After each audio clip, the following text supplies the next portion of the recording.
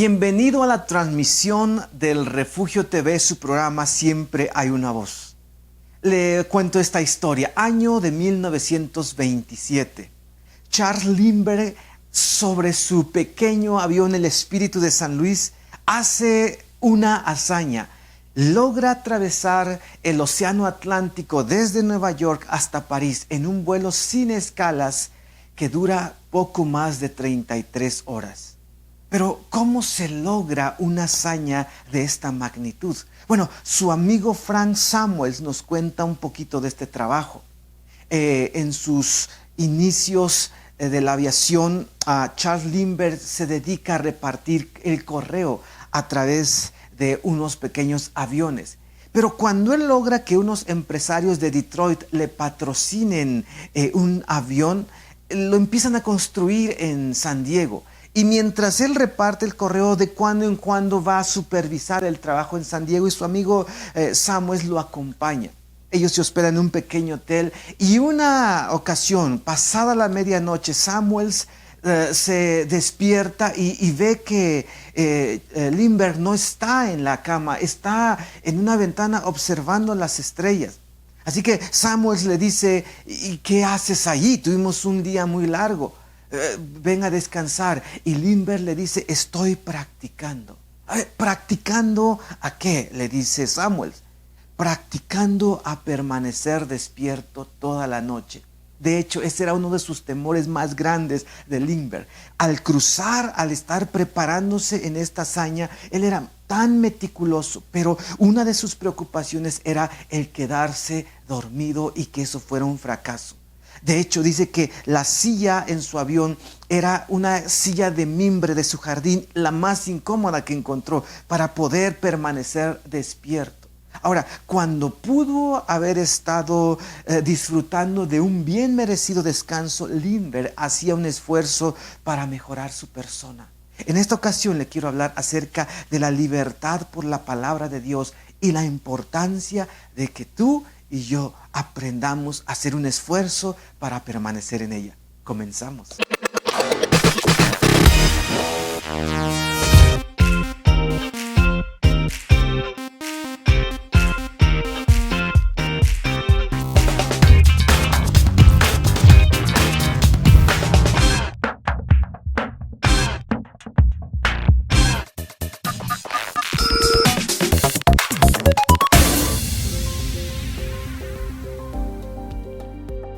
Libertad por la palabra de Dios, el tema en esta ocasión. Nuevamente bienvenido a Siempre hay una voz. Mi nombre es Ed García. El apóstol Pablo le dice a un joven acompañante de él, un colaborador, un ministro, un pastor joven, le dice: Timoteo, procura con diligencia presentarte a Dios aprobado como obrero que no tiene de qué avergonzarse, y después le dice, pero que usa bien la palabra de verdad, lo que nosotros conocemos como el logos, palabra logos, la palabra de Dios. Y Pablo le hace una recomendación al joven Timoteo: mira, Timoteo, necesitas prepararte diligentemente en tener estar ambientado, estar teniendo una ilustración en tu mente amplia de las escrituras de Dios. Pero usa dos términos que para mí son importantes. Primero dice diligencia, procura con diligencia. Eso dice, tienes que aplicarte, trabajar, estar atento a esa misión. Pero el segundo le dice como obrero. ¿Qué le viene a usted a la mente cuando escucha la palabra obrero?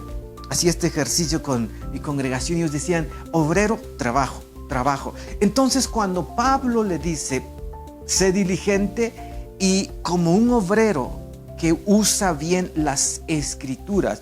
Usted tiene en la casa una Biblia, me parece, y probablemente no la ha tocado en mucho tiempo. Sabe que la estadística en Estados Unidos dice que los creyentes en promedio leen 11% de la gente que se dice ser cristiana lee la Biblia. Esa es una estadística bajísima. No sé cuál será aquí en México, pero quizá está guardada, almacenada. Y Pablo le dice a Timoteo: tendrás que bajar esa Biblia, desempolvarla y dedicarte con diligencia, como un trabajo de obrero, a conocer el logos, la palabra escrita de Dios. Toda la Biblia. Necesitamos ser diligentes en el estudio y la meditación de la palabra de Dios. Y me encanta el término que Pablo usa, obrero.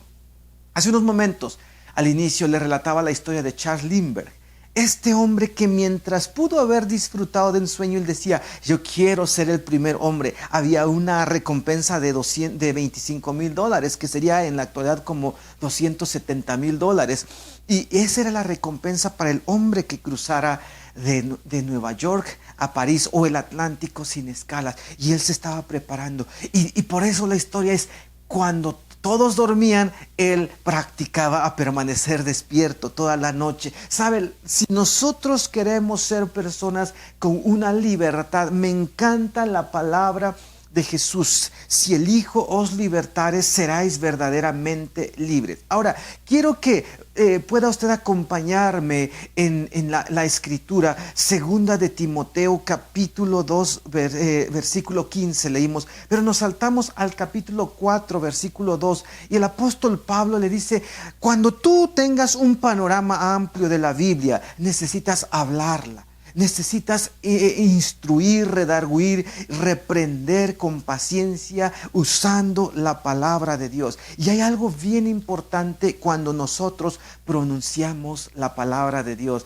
Tiene poder. ¿Sabe por qué? Según Hebreos, la Biblia, capítulo 4, versículo 12, dice que la palabra de Dios es viva y es eficaz. Ahora, ¿qué quiere decir esto? Es viva, poderosa. Dice que tiene la misma vida de Dios. Toda la escritura, todo el Logos, ese libro antiguo que usted tiene en casa, dice que esas escrituras, ese logo, tienen el respiro de Dios, la vida misma de Dios. Por eso cuando la gente en un hospital se encuentra una porción de la Biblia y la lee, en ese momento su alma encuentra una tranquilidad, una fortaleza. Lo mismo sucede con un convicto en una prisión de alta seguridad, cuando se encuentra una porción de las escrituras. De hecho, algunos la piden. Traigan una Biblia, y cuando comienzan a leer, como que las letras brincan y transforman, afectan la mente, pero también el espíritu y las emociones. Ese es el poder de la palabra de Dios. Por eso, ¿por qué sucede eso? Porque dice que tiene el respiro de Dios, la vida misma de Dios. Por eso el evangelista Juan el amado, el discípulo de Jesús, él escribe su evangelio y dice, en el principio era el verbo, y el verbo era con Dios, y el verbo era Dios. En otras palabras, desde el principio la palabra está, y la palabra era con Dios, y la palabra era Dios. Esto era en el principio, dice Juan el evangelista. Pero después entra a una cosa que a mí me rompe mi forma de pensar y que aún no la logro comprender a la totalidad, pero trato en esta ocasión de decírselo un poquito. Dice, y aquella palabra o aquel verbo, hablando de Cristo, se fue hecho carne y habitó entre nosotros, y vimos su gloria, gloria como del unigénito del Padre, lleno de gracia y de verdad. Estos versículos los leí tanto en mi infancia y nunca lograba comprender algo. ¿Por qué dice eso? Pero lo que está diciendo, está hablando del Señor Jesucristo. Y dice que Jesucristo es la palabra hecha carne. La personificación de la palabra de Dios está resumida en la vida de Jesús. Así dice Juan el evangelista. Es asombroso, ¿no? Todo lo que Dios es, todo lo que Él quiere saber, dice que estaba reflejada, condensada en la persona misma de Cristo, y Él era la palabra. No lo logro entender en la totalidad, pero cuando voy en la Biblia y dice eso, solamente decido creerlo. Ahora, tenemos que acercarnos a la palabra, al Logos. Si nos queremos acercar a Jesús, o sea, de corazón, no brincando un poco allá de nuestra tradición. ¿Por qué hoy es tan famosa la cruz? Ahora la cruz es como, todos vemos una cruz, y mi hijo de 3 años dice, la cruz, ahí fue Jesús crucificado. Todo donde hay una cruz lo asociamos con el Hijo de Dios. En el principio no era así. Una cruz era un elemento de tortura, como la Santa Inquisición, lo que vemos ahí en los museos. Eso era la cruz. Pero ahora pues la gente se pone un dije de una cruz. En cada iglesia ponemos una cruz. Tenemos nuestra ambientación religiosa tiene que ver con una cruz. Decimos, allí está Jesús, o nos asociamos a Cristo. Pero lo que hoy quiero decirle es que si verdaderamente, fuera de las tradiciones, de los conceptos, si verdaderamente te quieres acercar al Hijo de Dios, tendrás que ir a las Escrituras. No estás solo. Tú vales más de lo que crees. Jesús ya pagó el precio más alto y lo hizo por amor a ti. Vales más de lo que digan. Si algo no anda bien, no es el final. Aún tienes cosas buenas por vivir. Nunca dudes lo que puedes lograr. Hay alguien que te ama más que nadie. Está allí para ti.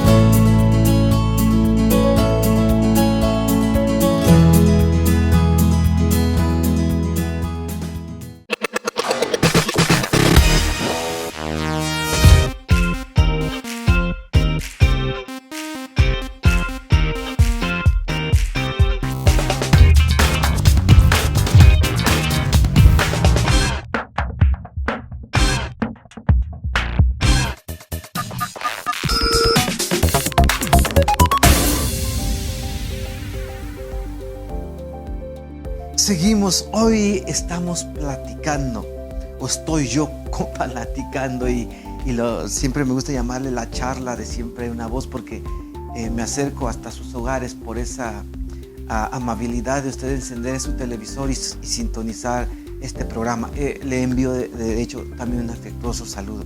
Y hoy estoy hablando acerca de la libertad por la palabra de Dios. Ahora, ¿de qué tipo de libertad me estoy refiriendo? Primeramente, de una libertad espiritual.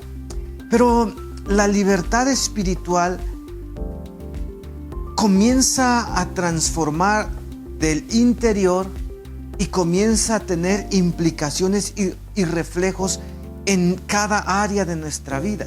Una persona emocionalmente libre, espiritualmente libre, va a participar también de una libertad integral, completa en cada área de su vida. Por eso hoy tomo un tiempo para hablarle acerca de la libertad por la palabra.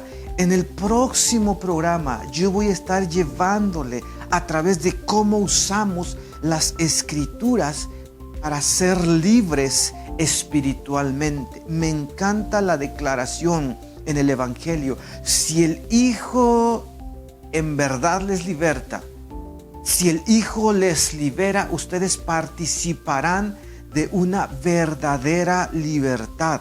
Ahora, aquí como que nos quedamos, la palabra libertad es una palabra maravillosa, al ser humano le encanta, pero la palabra libertad ha estado perdiendo su significado, lo mismo que la palabra amor, la hablamos en programas anteriores, pero la palabra libertad está perdiendo su esencia y lo estamos confundiendo con algo que es tan bajo como libertinaje. Y libertinaje no tiene, podría decir, nada que ver con la libertad. Porque la libertad, la esencia de la libertad siempre, la verdadera libertad tiene un costo. No se alcanza solamente por proclamación o por un simple deseo. La verdadera libertad tiene un costo alto. Nosotros como mexicanos tenemos a nuestros héroes de la patria, los héroes que nos trajeron libertad, vida y libertad, que nos trajeron una plenitud como nación. Pero, ¿sabes? La mayoría de ellos, tú lo has visto en la historia, fueron martirizados, malentendidos, fueron apresados, sus familias tuvieron consecuencias, pasaron hambre, se tuvieron que esconder, escapar, porque la libertad tiene un costo. La contraparte le decía libertinaje. Es cuando nosotros queremos hacer uso de esa libertad que ya está para solamente satisfacer nuestros deseos. Entonces, por eso tú vas a ver que se dice que en la noche en los mexicanos sabemos, la noche del 15 de septiembre la tenemos como noche libre. Es una noche de la libertad. ¿Y sabes qué hace la gente? Ese día saca sus armas clandestinas allá y comienza a dispararlas al aire. ¿Por qué? Dice, porque tenemos libertad. ¿Sabes? Eso es un ejemplo de libertinaje. Como está establecida la libertad, nosotros nos apoderamos de ese recurso y lo usamos para satisfacer nuestros deseos personales. Y eso no es libertad. Entonces yo le estoy hablando en esta ocasión de la libertad por la palabra de Dios. Y la libertad espiritual tuvo un precio alto, inconcebible a veces.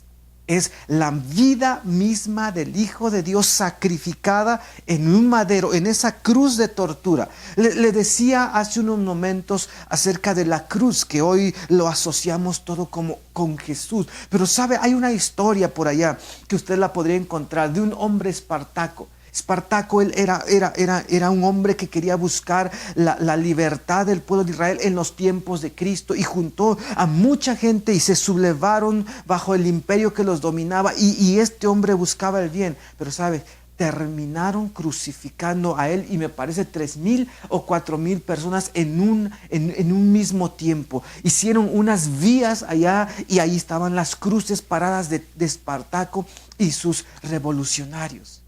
Ahora, la cruz significaba tortura y muerte, y el Hijo de Dios padeció en una cruz para que nosotros tengamos una plena libertad. Ahora,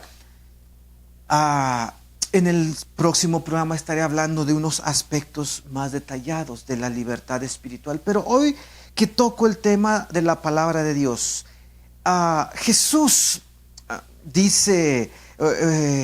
Juan 14:23 escribe las palabras de Cristo. Dice, el que me ama, mi palabra guardará, y mi Padre le amará, y vendremos a él y haremos morada con él. Santiago 1:22 dice, pero sed hacedores de la palabra y no tan solamente oidores, que se engañan a sí mismos. Y Mateo el Evangelista, capítulo 7, versículo 24, dice, cualquiera pues que me oye estas palabras y las hace, le compararé a un hombre prudente que edificó su casa sobre la roca. Hablaré un poquito más de estos versículos más adelante, pero le quiero decir, porque el primer bloque traté acerca del logos. Pablo le dice a Timoteo, mira, hijo Timoteo, procura con diligencia, tendrás que con mucho cuidado conocer el logos, las escrituras, la palabra de Dios. Esto involucraba la ley de Moisés, los libros sapiensales de la Biblia, los salmos, todos los profetas, los libros de la historia, el Antiguo Testamento, que estaba casi en su totalidad allí escrito a través de profetas, leyes, salmos, todo eso. Dice, tienes que conocer todas las escrituras. Y dice, para que seas un obrero aprobado. Y le decía que meditar la palabra de Dios implica mucho trabajo. Necesitas tomar la Biblia, meditarla, escribirla, estudiarla, memorizarla, pero también compartirla. Y eso, dice Pablo, es cuando comienzas a ser un obrero aprobado por Dios, una persona que no queda avergonzada cuando vienen las presiones de la vida. Y eso es mi inspiración en esta ocasión. ¿Sabe? No es muy divertido. Como Charles Lindbergh, mientras Samuel dormía, su amigo ahí en la cama, muy contento, Charles Lindbergh estaba practicando a permanecer dormido toda la noche porque tenía una misión tan grande. En tu hogar, en tu familia, posiblemente hay una necesidad de una verdadera libertad. Para que tú puedas participar de esa libertad, lo primero que tienes que hacer es acercarte a la palabra de Dios, porque Juan dice que en la palabra está condensada la vida misma de Dios, y fue explicada la vida misma de Dios, y que allí, a través de Cristo, nosotros también la podemos conocer. Ya regresamos. No estás solo. Tú vales más de lo que crees. Jesús ya pagó el precio más alto y lo hizo por amor a ti. Vales más de lo que digan. Si algo no anda bien, no es el final. Aún tienes cosas buenas por vivir. Nunca dudes lo que puedes lograr. Hay alguien que te ama más que nadie. Está allí para ti.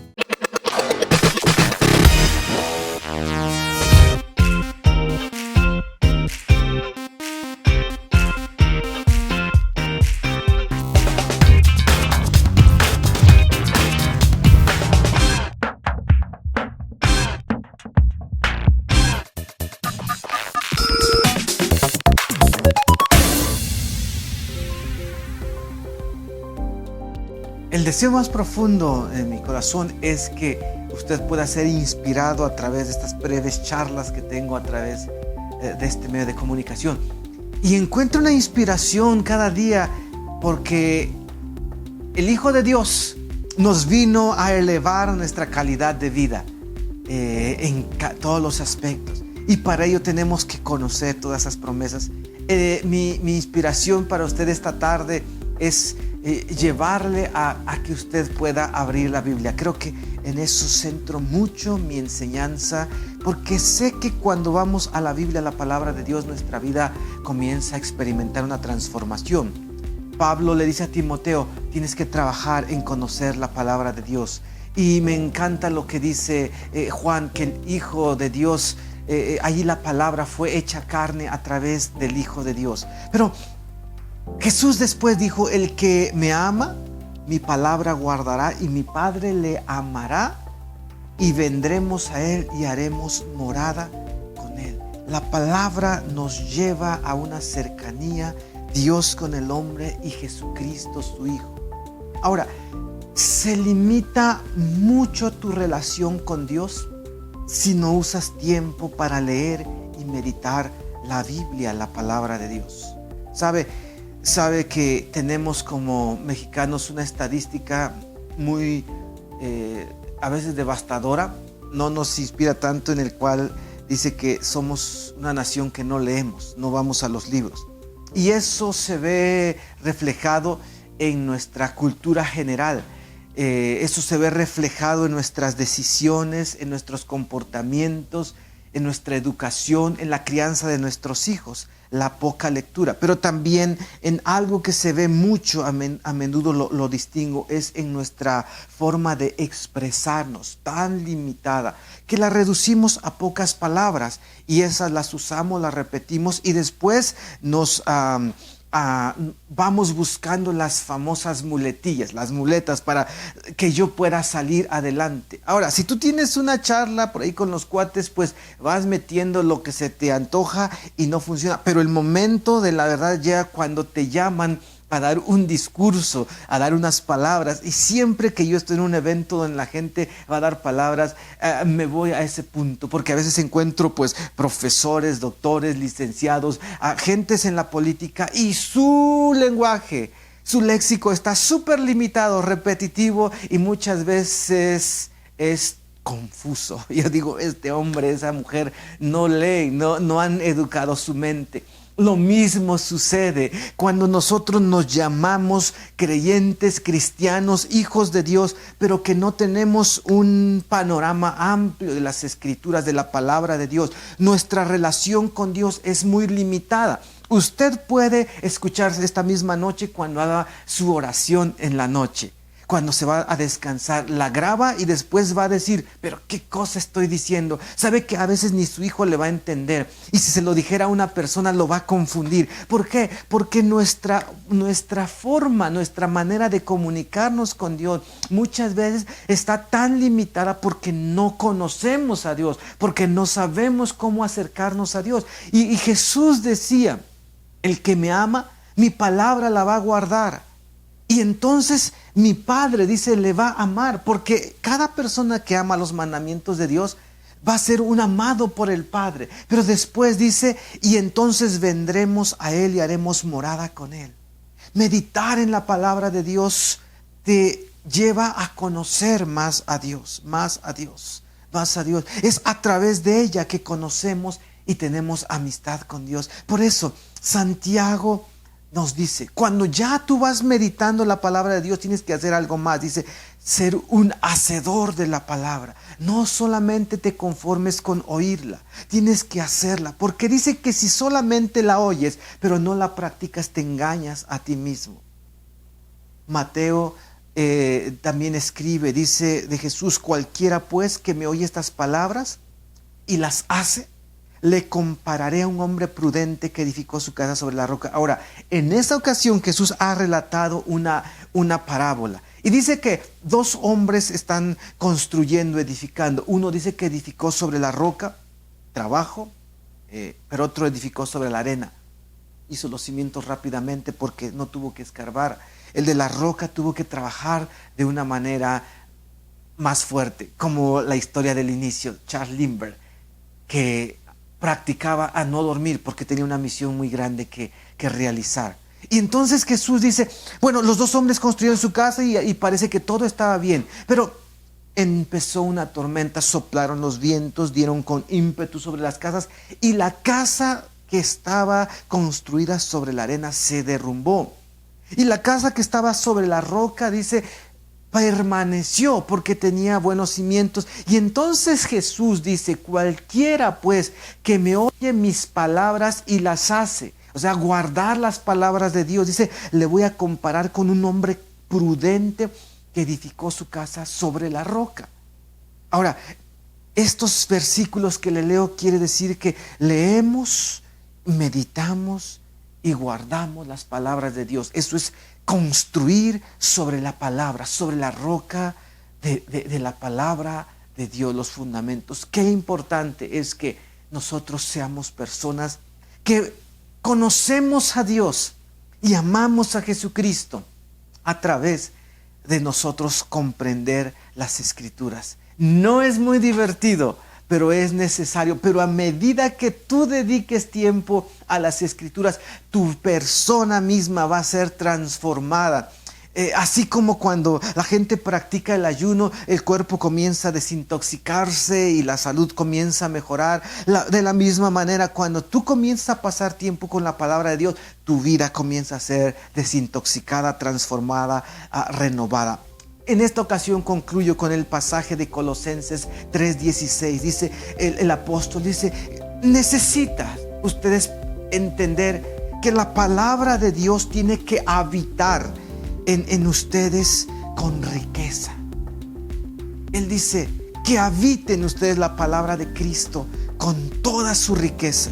Y después dice, instrúyanse, aconséjense unos a otros con toda sabiduría, cántenla.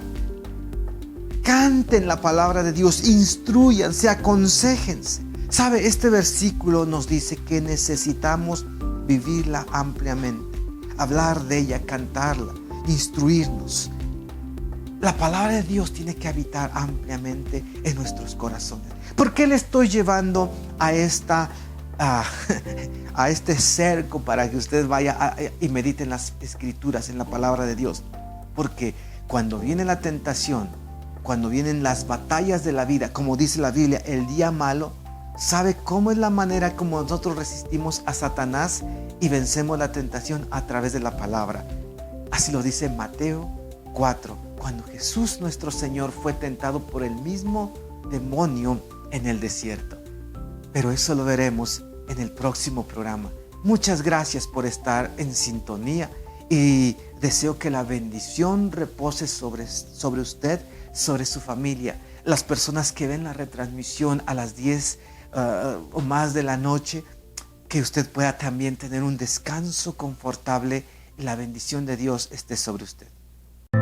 No te sueltes de la mano de la vida. Dale paso a un nuevo comienzo. No te rindas. Tú puedes. Por una sola razón vale la pena vivir. Jesús vivió muchas decepciones y dolor. Sufrió al igual que tú y entiende lo que estás viviendo. Él quiere ser tu compañero y quiere ser quien guíe tu caminar. Él te da una razón para vivir.